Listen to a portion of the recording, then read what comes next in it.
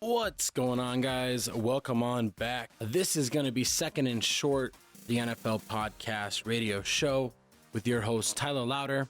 We're coming on a little early today. Going to talk about some big news that just happened in the NFL. The big news that happened yesterday, and I am distraught and hurt by this news, was J.J. Watt signing with the Arizona Cardinals. Came out of left field. I mean, we talked about it last week's show. I gave my top 5 predictions on where I think his best fits would be. Not only in the sense of how he would fit into their scheme and, it's the whole defensive fit, but as well as less pressure on him, less double teams, and the ability to go and get a championship. And then he signs with the Arizona Cardinals, who, don't get me wrong, have a lot of good playmakers on defense. They have a pretty good defense as a whole. Budda Baker is one of the best safeties in the league. Chandler Jones, since 2012, has almost 100 sacks himself. They just drafted Isaiah Simmons, who's this gadget, do-it-all guy back there. Patrick Peterson, we don't know if he's going to stay, but if he does, he's still a top-tier type of cornerback. He's lost his speed, lost a little edge, but he still makes big plays. And J.J. Watt joins this team that didn't make the playoffs this year. They're not necessarily like a player or two away from making that jump. They are in they are in the most difficult NFC division. The NFC West is fantastically competitive. From the Arizona Cardinals now, who are this team that has a bunch of up and coming players. Kyler Murray just 2 years in. Cliff Kingsbury has tailored this offense a little bit better. The weapons are there. They just got D-Hop and all those fantastic defensive players talked about. Now they bring in J.J. Watt. Well, that also goes with Seattle, who, just won 11 games, won the division. But there's controversy with Russell Wilson. But even with Russell Wilson staying, that team is still competitive and going to keep up, and they'll outscore a lot of teams.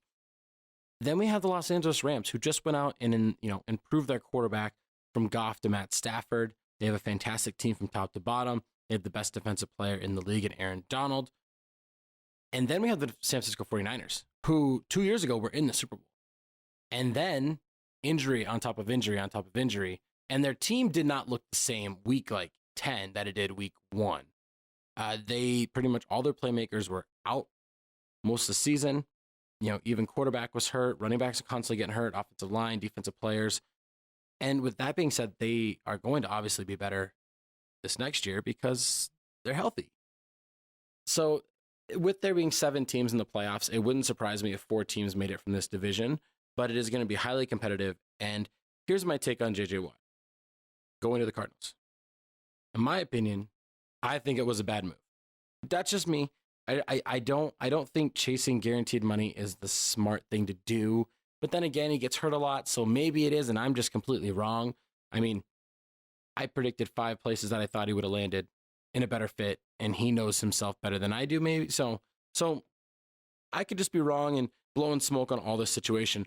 However, if we're talking about being a legit ring chaser, whatever, but trying not to look like a ring chaser, Arizona's a good spot. And the reasons why he signed with Arizona make sense in the fact that they might be able to slide him inside, so he doesn't have to actually rush on the edge as much. So he's going to be going up against different types of players, but he can utilize his bull rushing skills more since he's lost a little bit of his agility and his speed. Another thing that positive there is he reunites with DeAndre Hopkins, a good buddy of his, somebody that he was obviously not happy with the Texans trading away for, scraps and hand-me-downs last year. No offense, David Johnson fans. But he also gets to play in a warm weather location. The other places that we listed, in Buffalo, Green Bay, Cleveland, Tennessee, they're all kind of, Tennessee's not so much, but the rest of them, they're kind of cold weather. Maybe he doesn't want to play in cold weather. And the last thing, maybe the most important thing, Arizona Cardinals played the Houston Texans in 2021. He gets immediate, satisfaction of revenge.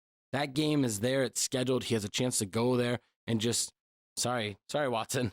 He's going to try and hurt you. Not hurt you, but he's just going to try and get sacks. And he's going to try and show this Texans team that if you take care of your superstars, they will perform for you and you can move forward with success. And with him leaving, Houston has a huge hole they have to try and fix, but they're rebuilding. We knew this.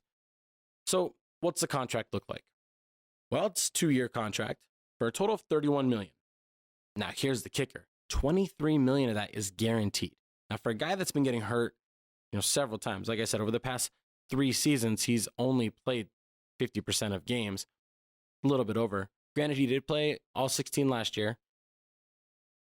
That's the kicker right there. $23 million guaranteed is why he went to Arizona. Apparently, the Browns and Colts offered him more total money, but you'd have to assume there's less guaranteed. And apparently the Titans offered him a very similar deal, but he thought Arizona was more appealing. Again, warm weather, plays the friend, gets to go against the Texans, guaranteed, which I guess to the Titans he would as well. But so for me, I give the Arizona Cardinals, they get an A for going out there and getting one of the best defensive players in the league.